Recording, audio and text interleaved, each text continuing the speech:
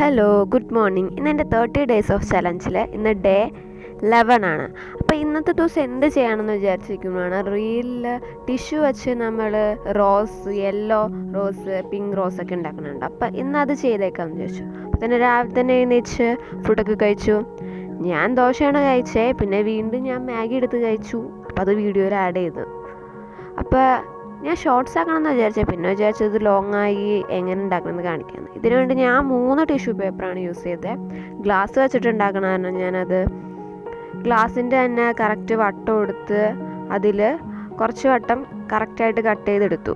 ഞാൻ യെല്ലോ ഉണ്ടാക്കണമെന്നായിരുന്നു വിചാരിച്ചത്. പക്ഷേ എൻ്റെ കയ്യിൽ യെല്ലോ ഇല്ല, ആകെ പിങ്ക് മാത്രമേ ഉള്ളൂ. അപ്പോൾ ചെറുതായിട്ട് പിങ്ക് കളർ ഇങ്ങനെ തുമ്പത്ത് മാത്രം ഡിപ്പ് ചെയ്ത് കൊടുത്ത് കുറച്ച് നേരം ഉണങ്ങാൻ വെച്ചിട്ട് ഗ്ലാസിൻ്റെ ചുറ്റും ഇങ്ങനെ മടക്കി വെച്ച് ഇങ്ങനെ ഒട്ടിച്ചു കൊടുത്തു.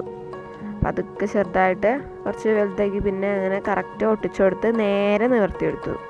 ഞാൻ എടുത്ത് നിവർത്തി വന്നപ്പോൾ ചെറുതായിട്ട് റോസ് മാറി ലോട്ടസായി.